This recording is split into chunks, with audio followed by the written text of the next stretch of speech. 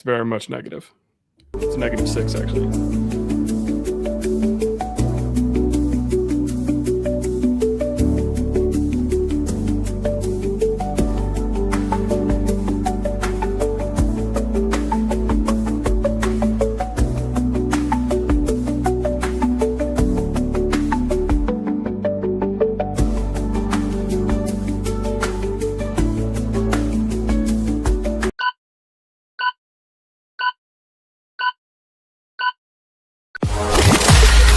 Welcome to the Orlando Lions Den Podcast, your #1 Orlando City podcast. For the fans, by the fans. For the fans, by the fans. Keeping you in the know on all things Orlando City since 2018.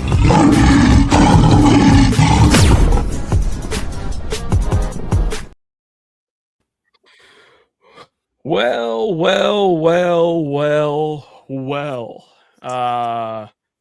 This is the episode that sucks. I feel like we all feel. I'm sure you guys watching at home, listening on your Spotify's, on your iTunes, watching on YouTube, feel the same. Losing a derby is never what you want to do, especially when you're up 2-0 at halftime.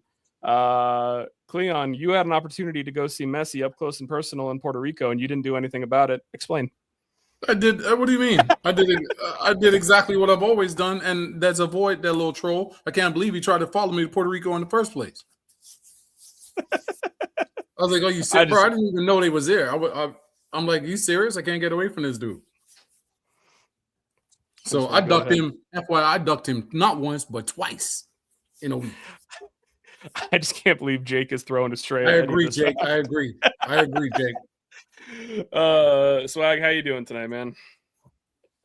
Oh man, my long-standing stat that I always fell back on is no more.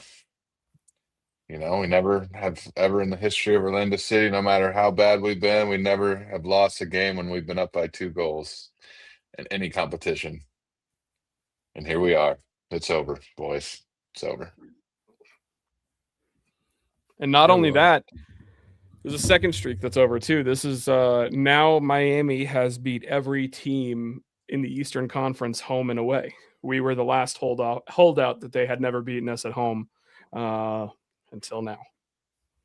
So that sucks. All right, well, we'll go ahead and shout out a couple sponsors. Then we'll talk about the game, and then we'll go ahead and continue to talk about the end of an era. So that's what we got going on there. So first out, Chad McGibbon, if you're trying to buy a home in the Central Florida area or maybe elsewhere in Florida, he's got hookups and friends at Chad McGibbon on Twitter or the QR code on the screen. He will help you out. If you're trying to buy that home, you might need to finance that home. Hit up the Epic Mortgage team powered by You Mortgage. Our man Leo Gonzalez has you covered. 407-844-7696. And again, if you're watching along, QR code is on the screen. And last but most certainly not least, dad joke extraordinaire Eddie with Comparing Insurance. He's got you covered. All kinds of home insurance, boat insurance, car insurance, life insurance. He can help you out. So hit up Eddie. And if you don't have his contact or can't use the QR code on the screen, DM the podcast and we will get you guys connected. I've gotten pretty good at doing this over the last couple of years. I've gotten through it pretty quickly, I feel like. But let's talk about the Derby defeat, the Demolition Derby, if you will. Kind of a rough start to beginning this game. It was very pinned back, and then out of nowhere, Ivan Angulo picks off a pass by Rodrigo De Paul. Probably the best play, better than anything he did all last season. Puts in a cross to Marco Pasalic. Takes a shot that, frankly, Dane St. Clair should save. He should save, but he doesn't. Great shot. Marco Pasalic is on the board, and then boom, not even a few minutes later, Griffin Dorsey bombs up the sideline, brings it central, puts it into Martin Ojeda, our fearless leader. Martin Ojeda back to Dorsey, little 1-2-1-2 in the box, and a Trivella into the bottom corner. One of the prettiest goals I think we saw, and our group chat was absolutely lit. We were so hyped. The stadium was rocking. Shout out to the supporters for the awesome Goodfellas tifo. And then the second half happened. And I will go ahead and just say that the wheels fell off entirely. Miami got their stuff together. Silvetti with the first goal, I believe. Then we got 2 goals from Messi to close things out. Final score was 4-2. In my opinion, a very wrongful red card was given to Colin Gusky. Feel bad when that happens. I just don't think that he deserved the first yellow card. I'm not even arguing the second yellow card because, you touch Messi and he goes down. It's a foul and a card, especially if he's doing this for 5 minutes at the referee. The referee gets the buzzer, the little shot collar on his neck that says, do what he says, do what he says, do what he says. So, so with that, we fall 4-2. Messi is frankly a little prick. I don't have a better way to say it. The way that he celebrated in front of the wall, the way that he was going up to our assistant coaches saying, I'll sign a ball for you after the game. I do want to give credit to Martin Ojeda because he got in his face after the final whistle. Jake Zivin in the booth was quite clueless and said, I think they're arguing over who wants to exchange jerseys for him. And Taylor Twellman says, no, he's telling him to stop being a little bee, basically. Like, he got in his face because it was disrespectful. And at least Taylor understood what was going on for one of the few times that it happens. But that's the game. That's the Cliff Notes. That's the long and the short of it. Swag, I'm going to go to you first, man. What do you take away from this? Because this was awful. Can I say a controversial hot take? Go I hate for it. I hate Messi, but That's I not love it. controversial. I love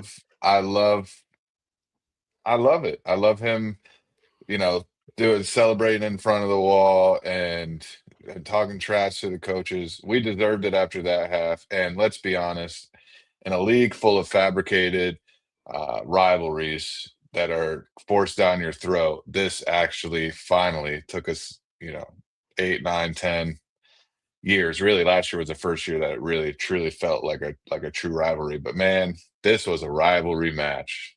This, if it was the other way around and Ojeda was doing that, celebrating in front of their fans like that, telling the coaches, "Hey, I'll sign autographs for you." Oh man, that's the stuff of dreams. Yeah, I got no issues. I got no issues. I got a lot of issues with that little prick, but that's not one of them. I think it was fire. I love it. I'm with all that. I wasn't a big fan of the supporter section. Everybody taking pictures and stuff, but I'm not a fan of people taking pictures in general of anybody. Live in the moment type of deal. But it's those are all things that, and I said this in a post. Those are things that nobody would care about if we would have won the game. Nobody would have cared about people the Wilfs taking pictures beforehand or supporters in the supporter section having cameras out, admiring Messi. Nobody would have cared if we won. So that's just the bottom line. First half was great. Honestly, it could have been 2-2 after the first half. Crepeau had a fantastic first half. Great Dane first half. St. Clair had a miserable first half. So it could have been 2-2, could have been 2-0 then. It just was one of those. It wasn't an awesome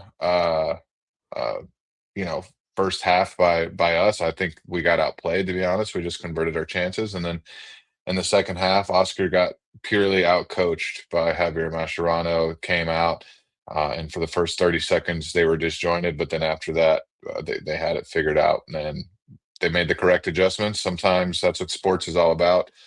You see it, halftime adjustments. You hear about it, and you see it. So sometimes it works out, sometimes it doesn't, and we made none, and they made a ton, and it was a gamble that worked out for them. So couldn't convert our chances in the second half that we had. The first chance that Ojeda had was a little too tight of an angle for me. Second chance that he had, the captain, the star player, if you want to win in a rivalry match against a team that is going to have the refs at their back 100% of the time, against the best player to ever grace this planet, you have to convert those chances. So when we don't, it's you can't shoot yourself in the foot when you're already up against it.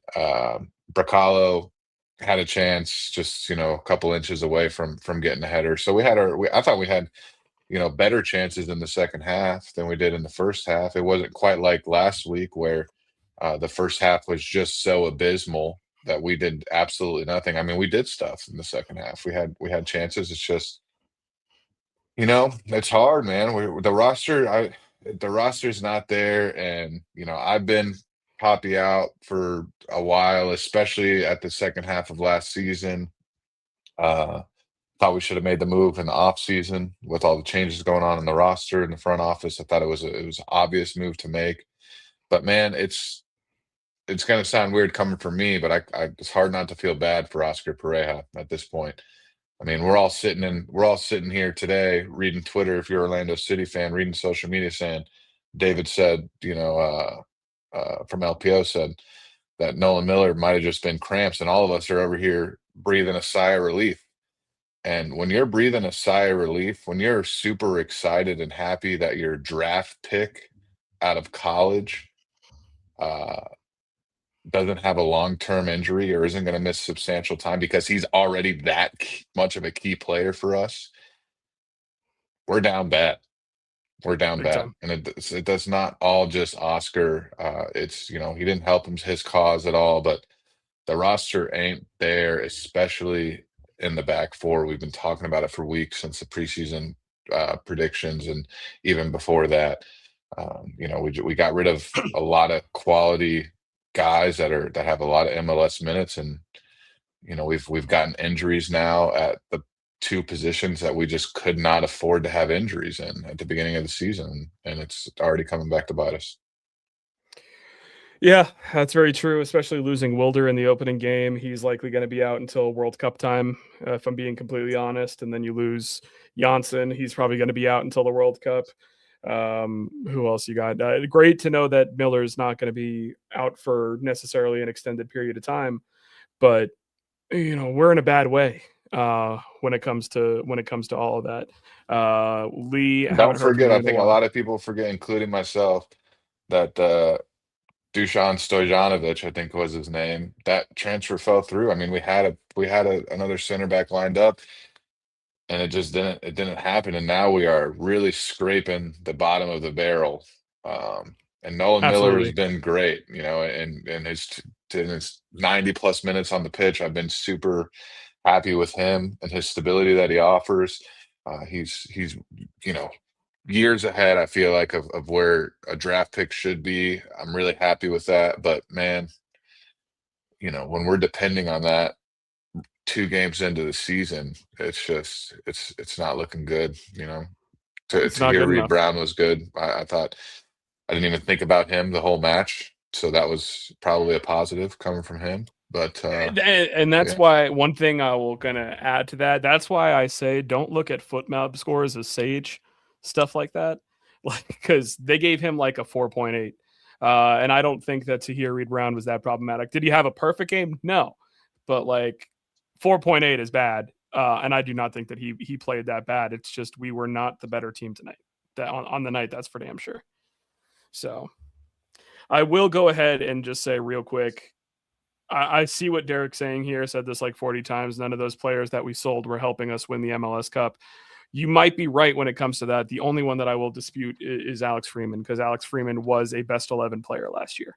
That's a great point to make if you're replacing those players with guys that can help win MLS Cup. But we haven't replaced any of them, to be honest. That's the problem. For me, I think the same way when it comes to stuff like that. But okay, just because the players we sold weren't going to necessarily get us to MLS Cup or win it, it doesn't mean we're any closer now.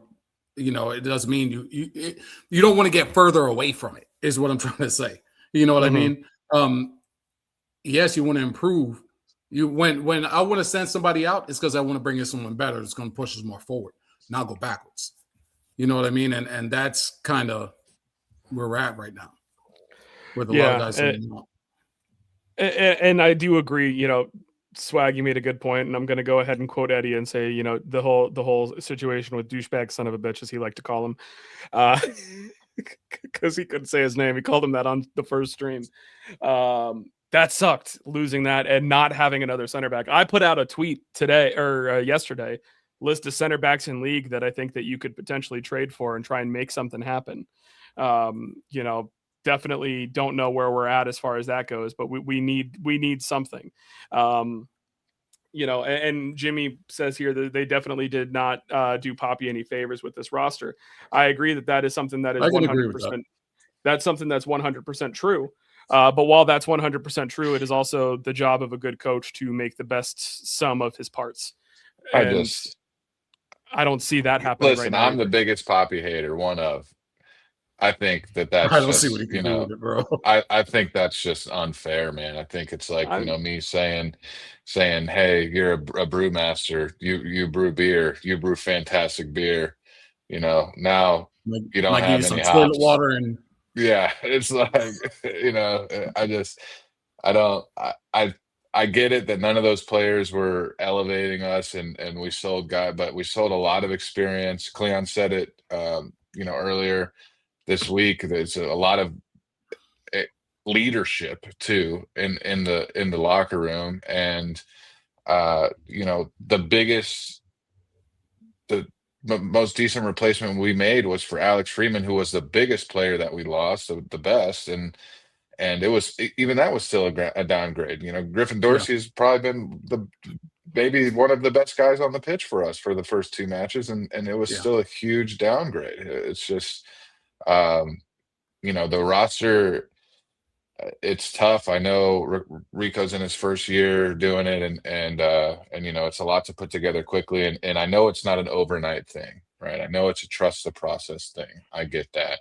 And you're not just going to bring in a bunch of players that are going to be, phenomenal, and these guys are going to have to grow. But man, right now it's bleak. The roster is not there, and that's just the fact of the matter. We don't have a competitive roster for even the play-in spot right now. If you want my honest opinion, this is a roster of a 11th to 14th place team, 15th place team in the East, in my opinion. Yeah, and I mean, I understand you guys pushing back on me saying that, it's coach's job to try and get the best out of his team, which that's not incorrect. That is something that it is. But I agree that especially the void of leadership, based on losing Agayese, Janssen being injured, Schlegel was the vice captain as well. Losing Cesar was a leader on the field too. Losing voices like that. I don't think Muriel was a leader, but losing the rest of those guys, I do agree. I think that's the biggest obstacle. Granted, there's a talent gap too, but I think that's the biggest issue that we're having is that we don't have on-field leaders right now. Yeah, I'm not sure that Crepo's that guy. Bracalo's not that guy. Ojeda doesn't. Ojeda definitely jumped up the leadership rankings for going after Messi at the end of the game for me. That's the thing a leader does. But that's my point on that. Yeah, and even more than even just the leadership itself, it's more just that cohesion. You know what I mean? Because the guys they played together a long time. You know what I mean? Gayese, Janssen. You might as well just include Janssen in one of the guys that's jettisoned at this point, because he's going to be out for at least probably half the season. You know what I mean? So that is unexpected, but the fact of the matter is he's gone. So, when you're talking about Gayese, you're talking about Janssen gone. Then Bracalo, he's here, but even him, in a way, having to move him and having to play him at center back. He's supposed to be a center back, but he just doesn't seem to be that. And for me, he was directly responsible for the second goal as well. Oh, 100%. Like, he got completely bodied and misfooted and then just was left in no man's land. No, that was all him. That was all him. And but he knew how to play with those other guys. And then you had Cesar in there and things like that. And it's just our whole team, they don't know each other. You know what I mean? And that's why it was so drastic when it was in the beginning, all of us, the whole fan base, everyone on the pods, everyone, the bench, get Ivan out of here. bro, we took him out. We benched him for like a half, and then we were like, no, we got to put this fool back on because he's like one of the only guys that knew how to play with. He's one of the few guys left that know how to play with the guys that we have, and it's just it's too much. It's just too much. It's too much turnover, really. And some of it's not, like I said, some of it's not intentional because it's, Iago, I don't think Iago was supposed to be thrust into this position right out the gate. I don't think even Miller, even though he's held his own, I don't think he was supposed to be thrust into this position. So, I mean, it's a lot right now. It's a lot, bro. Like everyone from the mids on, and even the mids, we re-signed Atuesta, but we have Brian Ojeda there. So I mean, so we basically got two new defensive center mid defensive backs, bro. From everyone from the attackers down, everyone under the attackers, they have no idea how to play with each other. And so it's like, that's why after the first game, I was like, yo, bro, we can't. Wow, I know we were saying bench and Gula, but we can't. Not with this team. That makes it, not with this team. Your point, Cleon, with the cohesiveness is like, that's what makes this not a fixable issue, in my opinion, right now. No, the only thing that's going to fix that is time. That's it. And it's time. And it's time we don't have. So it's like in time, yeah, but you have to have time with the guys in, and this roster ain't filled. This is not what the roster is going to be. We still are. We're going to get a center back at some point, whether it's before the end of this window, at the very least the next window, and then we have talks of Griezmann or a striker coming in, and I mean, half the guys Otavio hasn't even played yet, and he's supposed to be, a big part of this too. Yeah, that's why we signed him. So, yeah, that's that it's alarming because it's that big issue there is not one that you can just fix. And bringing in Antoine Griezmann, I know we'll probably talk about it, but that's not going to fix it. It might provide some leadership and some more goals. But right now, our issue is at the back. Yeah, it's not in that position. So hell, it's in the middle and the back at this point. Yep, it is. I did want to go ahead and leave this comment from Lee, and I will say, for the record, he did correct his typo on here. That we only won one of the last 12 games, including 2025. We really aren't that far off. We were just very bad at the end of last season, which is why, if you ask me, there would have been a change in leadership at the end of last season. There should have been, as far as who's the coach, because now that negativity that ended last season is carried into this season, and it just doesn't feel like we're in the right spot. Donnie midfield getting crushed, defense looks confused. Maxime can only do so much, and we need more firepower up front. I mean, I will go ahead and say too, while he has been very good, he's also one of those goals. 100%, he had that free kick he's got to save, even though the ref was abysmal on that entirely, because I believe he took a free kick early without the ref paying attention. Messi skied it over the crossbar and then let him retake it again, and then naturally it's a goal. So whatever, I digress. Yeah, but you've been the guy so far, he's going to break eventually. Oh yeah, he's been absolutely peppered. He has been getting absolutely peppered, and I if you watch OCB, Otero's not the answer either. So, bro, don't even get me started on that dude. Man, that dude's got Shaq Muhammad looking like Muhammad Ali. That's the thing with him is and this is going to be I think Jake's in the chat. He'll appreciate this reference. I think that Javier Otero is going to be a MLS version of Tim Krul. He's the guy that's only going to come in and save penalties, and that's it. Like, he's not that great of a goalkeeper overall, but you put him in a penalty shootout, he's going to come in there and do a job. So we'll see. But Eddie here saying that, the needing to gel will give Poppy time. I don't know, man. I honestly don't know how Ricardo feels. I'm hoping that he's taking a look at this and seeing how last season ended, how this season's starting. Granted, as people like to say, there's not a lot of stakes in MLS. MLS I lacks disagree with that because of the fact that there's no promotion and relegation. People like can do bad and stay in jobs for a long time. I'm sorry. I said it on Den After Dark. I'll say it again here. I Ricardo don't know if I wanted agree with that though.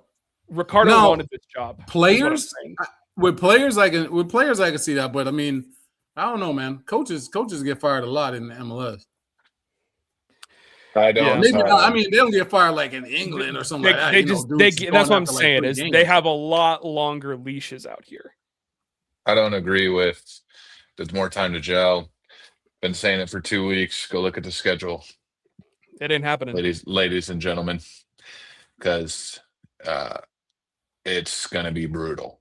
We're going to have to either steal some points and do some things that look honestly impossible after the first 2 weeks, or Poppy will be gone after match day 7, in my opinion. At the very latest after match day 7. If we lose this weekend and lose to Montreal, I think he could be gone right there. Like, you can't lose to Montreal. There's also some good names in the market available right now. There's a lot. This is not, There's a lot of coaches out of jobs right now. In the past, we've had this thing, right, where like the Poppy in crowd has always been that what their main thing is, well, who are you going to hire? And usually my response to that has been, well, it's not my job to hire anybody. That's what the sporting director does. But right now, it's pretty. I don't think I've ever recalled a time in this Poppy in, Poppy out stuff where I can name, there's 3, 4, 5 really solid proven managers out there that can come in right now. We have options. MLS proven even. I mean, that's what I was going to say. Like, Wilfred Nancy's out there. Eric Ramsey just also went over to Europe and got canned immediately. Marcelo Gallardo played in MLS, just got let go by River Plate. Felipe Luis just won a game for Flamengo 8-0, and then they canned him right after that, after winning 8-0. Protecting his side chicks on the side. Yeah, and I will go ahead and say, just because Donnie mentioned it, would love a Duncan Premier League or Championship offer to come through. And brother, I would love $1 million in my bank account right now, but I could tell you 2 things that ain't happening. There ain't an offer coming in for him, and my bank account's got like not that much money in it. I don't know. For me, that's worrying about the wrong thing right now. That's the least exactly. of our problem. It is the least of our issues. So. All right, let's. Any of those dudes up front are fine. Is everyone behind them? Exactly. For me. Exactly. All right. Well, might be trade. That's bait enough. If we do get Griezmann. But the only thing that sucks about him as trade bait is the fact that he has such an expensive salary. But you got to play up to that salary, and if you're not, maybe it's time for a change of scenery. So. All right, so stock up, stock down time. If you guys have stock up, stock downs, put them in the chat. We'll go ahead and put them on screen as well. Cleon, who do you have as a stock up and stock down on this game? Stock up. I'll go Angulo. I mean, because it was in the gutter for me. So, and at this point, I don't even want to bench him. So I guess I have to go stock up by default. Stock down. Oh, you know what? I ain't gonna take 2 because y'all will probably take 1 anyway. So yeah, I'll go stock up Angulo and then stock down. Shit, Brekalo, man. I guess. I would say anybody in the back really, but I'll go Brekalo because that was the one guy that started last year that's still back there, and even he's looking terrible. Yeah. I'm going to give my stock up to I'm torn between Griffin Dorsey, who has came into an impossible situation and is doing very well, or Colin Gusky, even though he had the red card. But man, look at these. These are our stock ups. This is when we're down bad. Nolan Miller, man. I mean, scoreless first half. I like played him, well. Yeah, I like him. And when he went down, the feeling I had in my stomach when he went down is like he has to have a stock up for me. I think that's going to be my final answer. That's who I was going to. That's the one I pulled back. That was when I was about to take two. That's because when I I pulled. Wait, was which like one? Nolan Miller. Miller. Yeah. Because I was just not feeling awesome when he went down with the injury. I was thinking to myself, this is not good for this game, and this could be very bad for months. So yeah, I think I got to give it to him. Yeah, I think you might have been the only one, Derek, because he actually was pretty solid. I feel like Gusky had a good game. Unless I'm misunderstanding what you're saying here.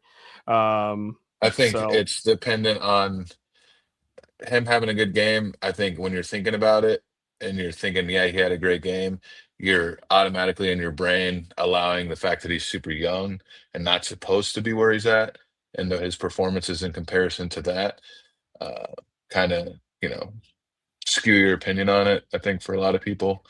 But yeah, he was dependable, and in the midfield right now, it's he's kind of our only option. So it's kind of like the Nolan Miller thing, I guess. Exactly. Yeah. So my thing is, I felt like we didn't have to talk about Gusky much until he got the yellow card situation, and that to me that kind of shows that he wasn't the problem. And they even said on instant replay, Weeby's show, that he did not think that Gusky deserved to be sent off because that first yellow card should have gone to Huey Brown. So yeah, I thought they were going to change that or something, but they never did. No. So. I wonder if they're appealing that first yellow card. Yeah. Oh, and stock down OCB, bro. Oh my God, they trash. My stock down is stock down on Javier Otero even more. Is Duncan, man, for me. Unfortunately. For me. Yeah. I want to see Thiago. I want to see Thiago play a little bit more. I could say Brecalo, but I mean, kind of expect him to be that guy from what I've seen from him at center back, to be honest. Especially when he's got to be the guy at center back. I don't have the faith to begin with. So he's kind of at the bottom of the stockpile right now for me. Yeah. Let's see. For me, stock up. I'm just gonna go ahead and give it to the youth, Nolan, Tahir, and Colin. I basically said you guys got to go out there and you have an opportunity to do something big, make an impression. And I think they actually did pretty well. And I think it was Cleon, you were the one who mentioned it the first time. Then Nolan Miller subbed in the first game. You said that he was rocking like those 2007 NBA shorts. Oh yeah, yeah. He's full 90s basketball player, bro. Like with those shorts. I'm enjoying this. Stock up anyone who hasn't played yet. You already did yours, Mike?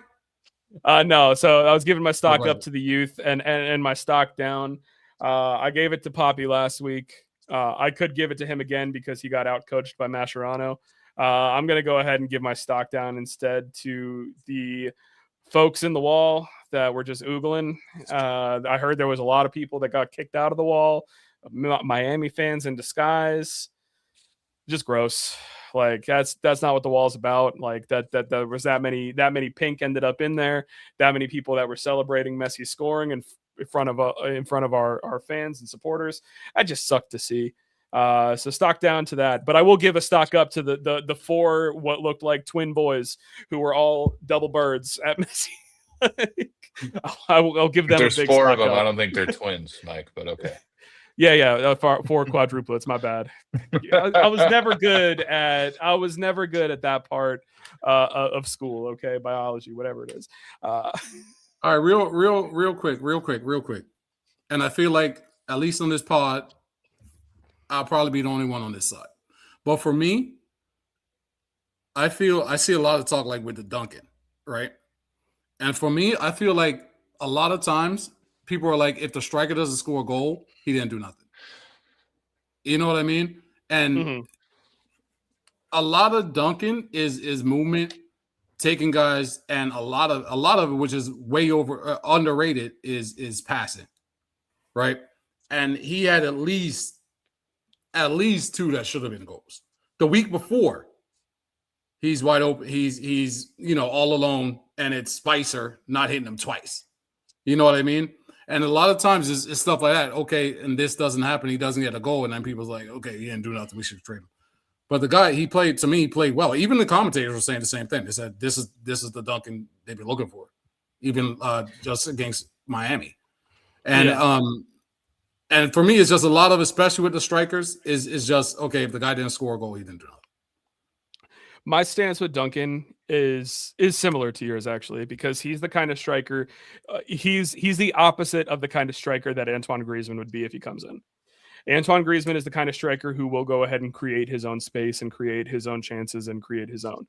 Duncan is the kind of striker that requires service and chances being created for him. He was not, the past 2 games, he really has not had a lot of anything for him to poach at. You know, that's what he is. He's a poacher striker for the most part. He is an advantageous striker. That is what he is. He is good. And I don't think it's necessarily the best kind of striker for this team at the time, but I will go ahead and give him credit because he did bust his ass on defense more than a few times, tracking back, mixing things up, bumping Messi for the sake of bumping Messi. Like, I'll give him like a lot of, that's what I'm saying. Like a lot of with him, it's like, and like I said, people just focus on the goal. You know what I mean? But Dunk is not like when when Carr was here, right?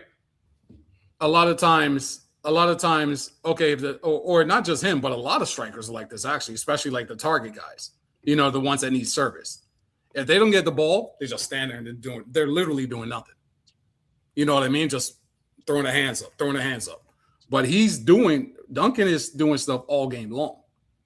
Even if it's not, okay, he's not getting service, but he doesn't just stop playing. He's pressing the whole time. He's holding the ball up. He's banking the right passes and things like that. You know, the flick ons, everything. He's doing everything correct.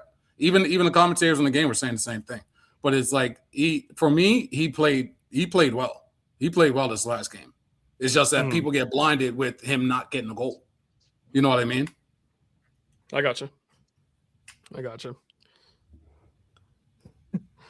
All right. Well, that's I guess that's stock up, stock down. Anything you got to add to that, Swag? I mean, I get it. I totally understand it, and he does create space for sure. Especially if, you know, on that Paslic goal, he created a ton of space, but absolutely he gave him a lot of space in there. It's harsh to even, you know, it's I feel like we've been saying, it's harsh to you know, to even blame any of the front 3 attackers, really the front 4, because Angulo played well. You know, everything is in the midfield and back right now that has the issues. So that's, you know, that's the problem, and Duncan can't fix that, you know. So that's true. That much is true. All right. Well, let's go ahead. Couple more things to talk about. First, give the latest on Antoine Griezmann. And the latest is that there is pretty much no official updates. There was quotes in the post-game press conference today by Simeone basically saying, you know, I hope he stays, you know, optimistic, like I want him to stay, you know, but not saying that he is staying or anything like that. You can go ahead and look at that as a positive. You could look at that as nothing. Look at that at however you please. But the only thing that I think is a big negative for this deal getting done right now is that the game today, they advanced to the Copa del Rey final. The Copa del Rey finals after our window is closed. If he wants to go ahead and see that through and win that trophy, which they will be heavy favorites to win, he's not coming. Simple as that. You know, there's a chance to get him after the World Cup, but that's all. That's the update. That's all there is right now. Is there a world where we can just make a deal with him? Like, look, this needs to get done now. We need you right after this final, right? But you just stay there with the team. You know what I mean? And they win the cup. Yeah, he's on the field. He celebrates with them. Everybody knows. Did he get to play? No. But, I mean, really, is he even going to start anyway in that final? Maybe. 90 today. Even he that started and went 90 today. So yeah, I mean, but they was up 4 goals in aggregate. Yeah, they were. I mean, so it's not really a surprise. You know what I mean? So I mean, I don't know if there's like a middle ground or something to where, you know, look, we get this deal done, so it's in before the deadline, and you just come back after the final. You know what I mean? And well, not come back, but you come after the final. You know, and you guys win the trophy. You stay there with the team, you on the field with them, all that. You win the trophy, stay up, whatever. But it just can't happen. Or what? The way that I understand it is that I don't think that can happen, because and Jake, being the fact that you are an English soccer expert, you can potentially correct me if I'm wrong. The only loophole that I could see, we buy him now, loan him back, and then we quote unquote have a recall clause to recall him from his loan. But I don't know if you can do that outside of a window. So that's the only other thing. Champions League progression, you mentioned that in there. I don't think they're going to progress much further in the Champions League. They're not winning the Champions League. They're a good team. They're not that good of a team. That's the only thing I could see as a potential loophole, is getting him in, before May. But I don't know if that's something that's absolutely, actually possible. I was thinking the same thing, Lee. If we were Miami, we could. Yeah, I was thinking maybe the same thing. Yeah, I don't know if it works that way, but hey, if it does, then by all means try and pitch that as something that we could do. Because that's the thing, is I do hope that we get him. He'd be a good person from a global footprint standpoint, but he is also a very good player, still has a lot of sauce. And I would like to get that done. But I think it's more than likely that he's going to be coming in the summer now, if he still ends up being the guy, because they could still move on to other targets now. Who knows? But at this point, they need to be getting a center back. So I don't care, man. I hate to be the Debbie Downer, but it's like, he moves the needle, but not where we need it, not where we need the needle moved. And, whether he comes now, I would rather wait till June than hope on a different target, personally. If he's saying, I'll come in June, I'll sign right now, I'll come in June, and we got exit clauses like David, I think, is saying here that, if we got clauses that say if he gets injured, we can get out of it and all this stuff, you can come in June. All right, that's fine. I would rather do that than hope for another target. This guy is going to move the needle for sure. But whether he comes tomorrow or comes in June, it doesn't look great for us. It's just, it doesn't. I don't know if you're just wording it. Maybe you're saying you're wording it just differently or something. But for me, it's definitely him coming. I don't know if what you're trying to say is you don't care because if he comes, yeah, he moves the needle, but it doesn't go where we need it to be. I feel like if you're really trying to get somewhere, you do need a player like that. Because everyone else has players like that are, getting it done. It's just more that it can't be just him. You know what I mean? It can't just be him and that's it. No, all the problems are fixed. We just have huge problems. 100%. They need to get some center backs up in there.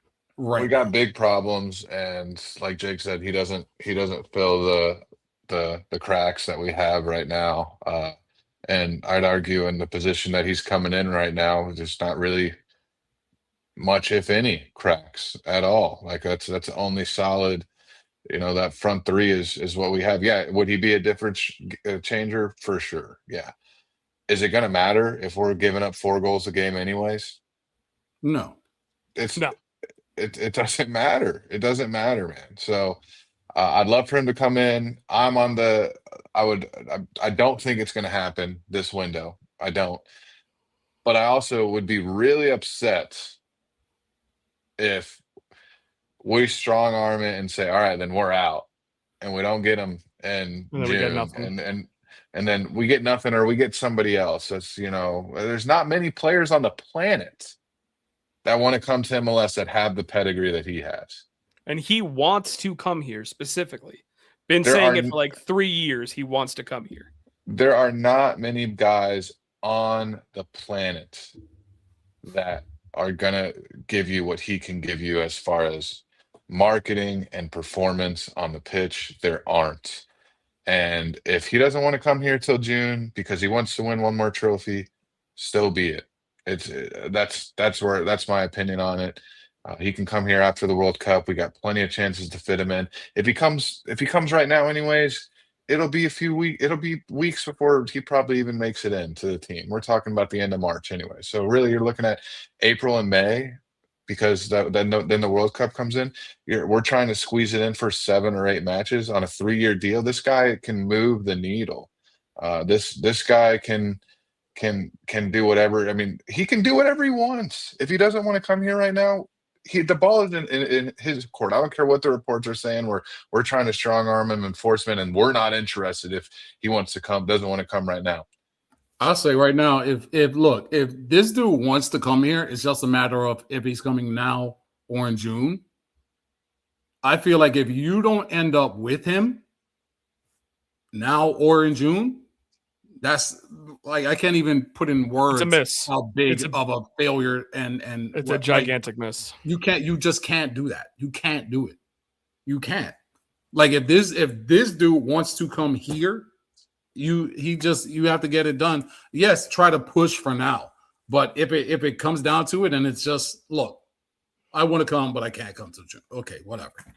It's just what you have to do. Sign right here, man. Sign the dotted line. Yeah, sign on the line. You're coming in June, whatever. I'm good with it. We always knew coming into this season it was going to be a little wacky, especially with the World Cup. This is one of those situations.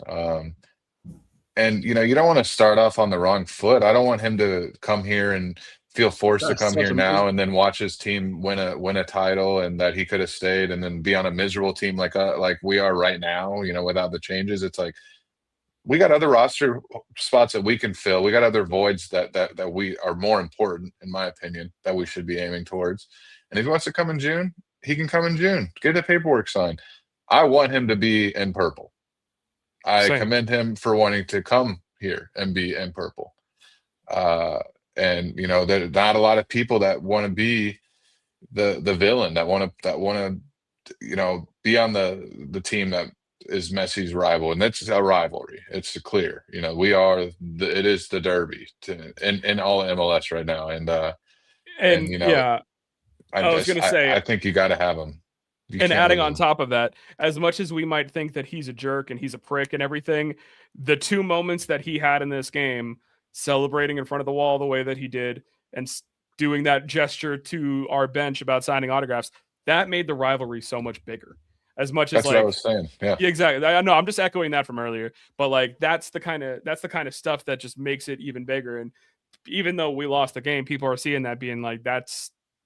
And Ojeda is phenomenal. One of the best players in the league. If he does that stuff to Miami, all of MLS, all the fans around MLS see it, right? And they all get to, it goes viral around MLS supporters from every team. Mm-hmm. If Antoine Griezmann comes in and does that sort of stuff, it goes viral around the world, right? Yeah. Every country, every league will see that. And it's a totally different game changer. And we've seen what Messi's been able to do to get guys to want to play with him, right? And I'm not saying Antoine Griezmann's going to have the same exact level of influence to other players, but he's got a lot. He will have influence to get guys to want to come here and play. And whether that's now or in June, I don't care. I don't care. Let it be in June. If he wants to stay in June, this is arguably, outside of Kaká, this is the biggest signing that we will have ever made. Yeah. For Orlando City. And 2 things that I'll add to this. First is, Ricardo, if you are listening and you ever want to come on the stage, just come on the show to announce big news. By all means, the invite's always open. Cleon will hit you up. But the other thing is the way that I look at this, and this is just kind of piggybacking off of the point that you were making there. Back when we had Kaká, if he did something big in MLS, it would go around the world. People would notice it. People would be like, oh, Kaká's with Orlando City. He did something good. When Nani did it, it was more like, oh, Nani's still playing? Like, no offense to Nani, but it was one of those things. It wasn't as big of a deal. Then now we've been in this rebuild, not necessarily a rebuild, but we've been doing these younger stars from different places with the Facundo Torres, the Martino Heda, the Marco Paslic, not household names. Once Griezmann comes in, it's back to like Kaká was, you know. The world notices when Griezmann does something, and it's better for the league the more that these kind of players are coming into the league and are not just going to Miami, not just going to New York, not just going to LA.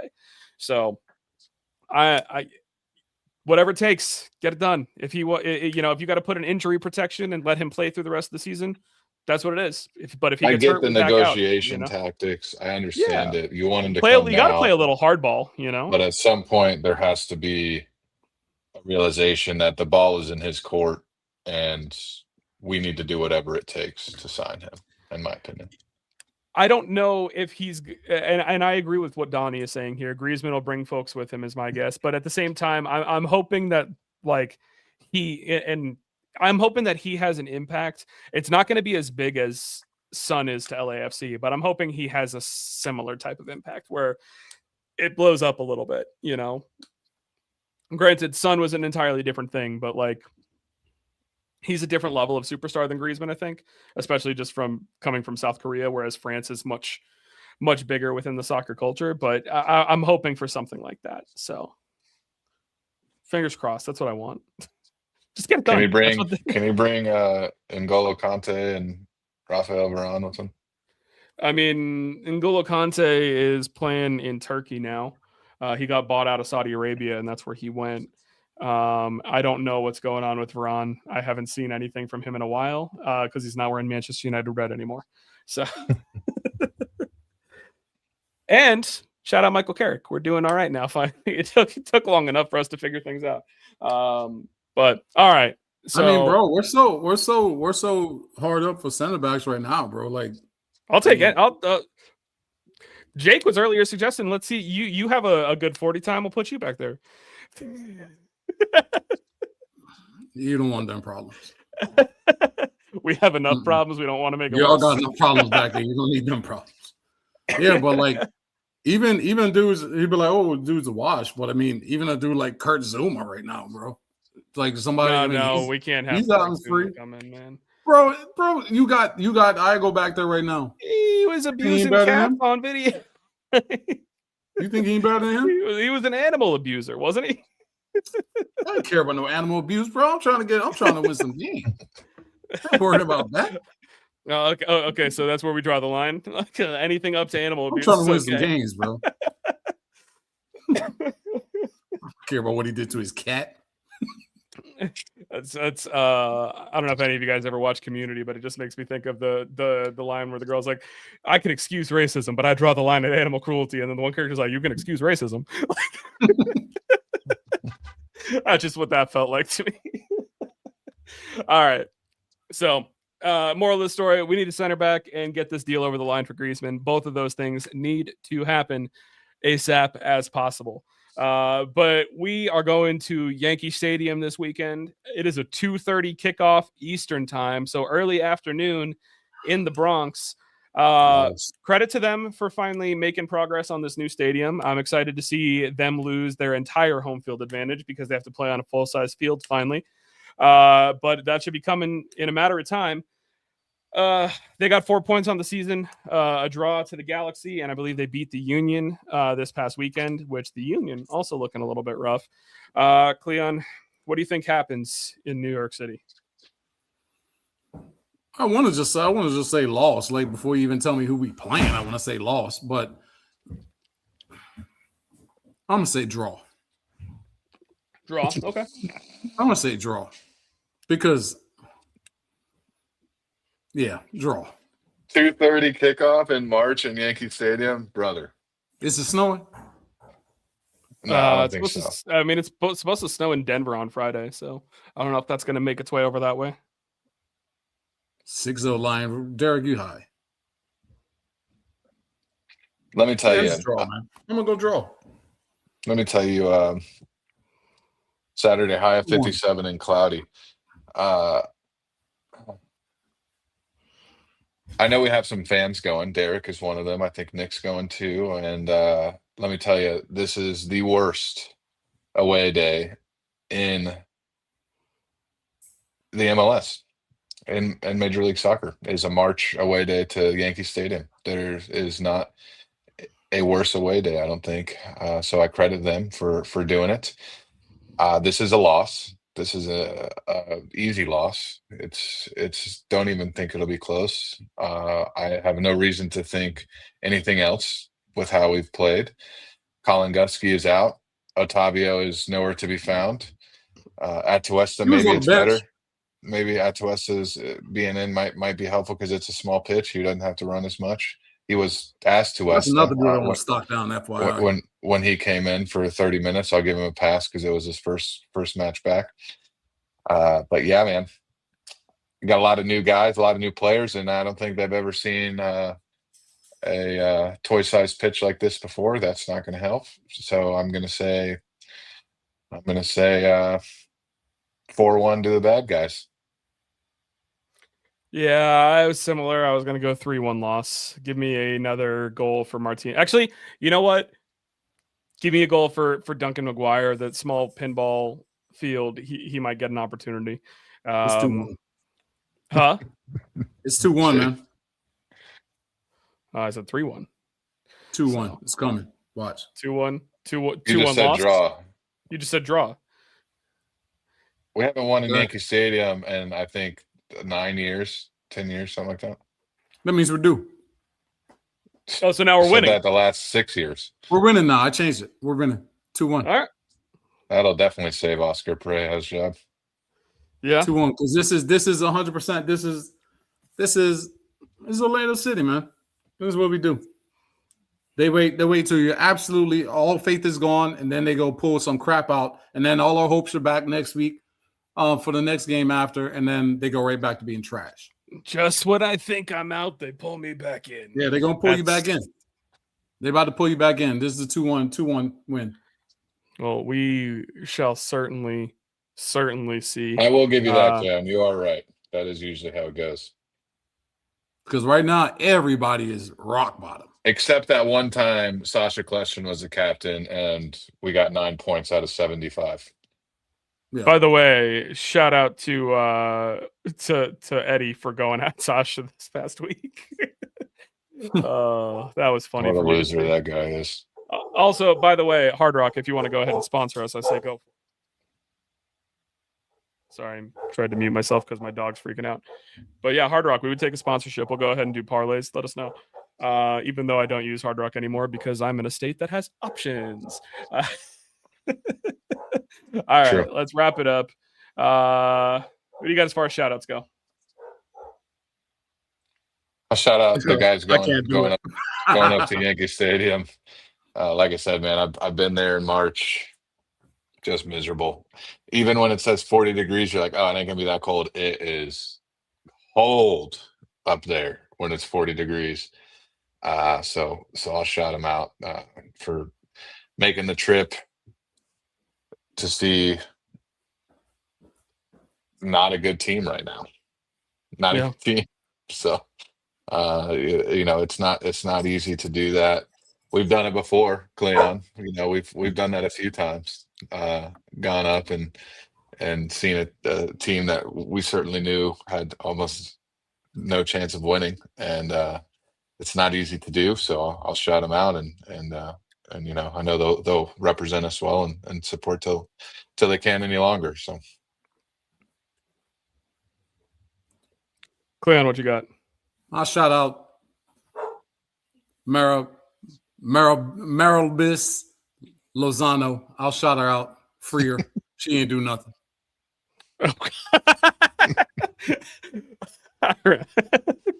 AKA, can I say her AKA or no? No, I can't say. No, I mean, if you could say it properly in Spanish, go for it. So, I can say that. I've known that word since I was a youngin. Look at that last question. Shout out Maribis Lozano, AKA Chocha Grande. She didn't do nothing. John Joe Shelby asking if Oscar's not that excited about this transfer as we are, because he may need to change his game plan. I think that's the least of his worries. I think, brother, he might not be having to make game plans for a few months. He might get a few months off of game plans for a little bit. I will say one thing that I'll add real quick, just to put a bow on the Griezmann stuff, is that they posted today a post-game interview with a pre-game interview with Martin Ojeda talking about how exciting it would be. They had 12 men on the field talking about it. MLS doesn't post stuff like that unless they think that it's close. So that's something that we'll go ahead and count for something potentially. But we'll see. So Antoine Griezmann is the type of guy that you should be excited to change your game plan for. Change your game plan. Sometimes I'll read a comment and I know it's Eddie before I even see the tag.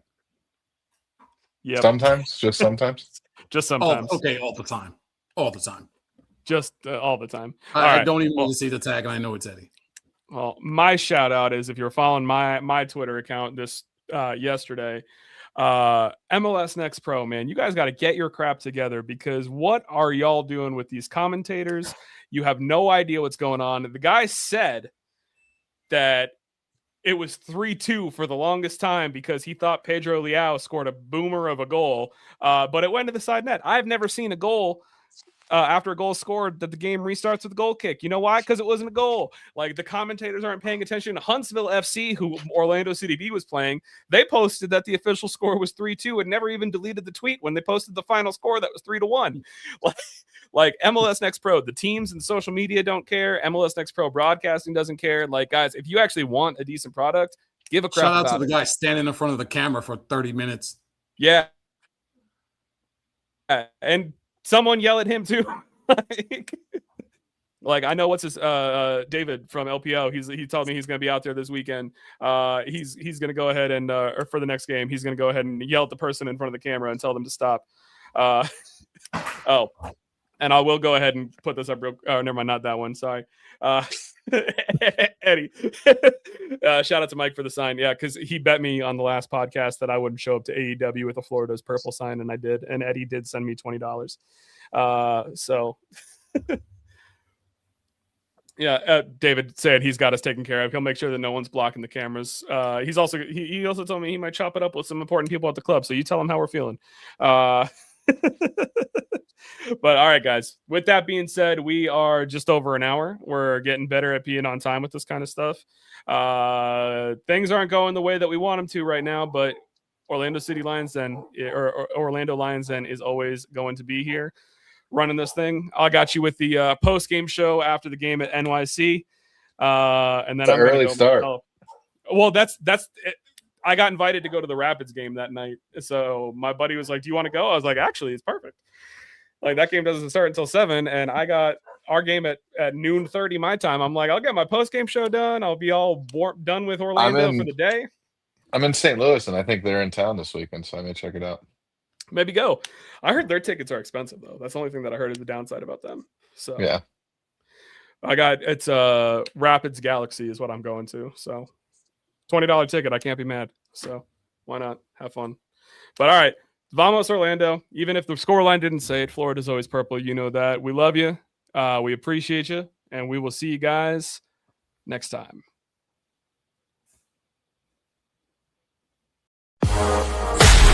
Thanks for joining us this week on the Orlando Lions Den podcast. Don't forget to follow us at Orlando Lions Den on Twitter, Facebook, and Instagram. See you next week in the Den.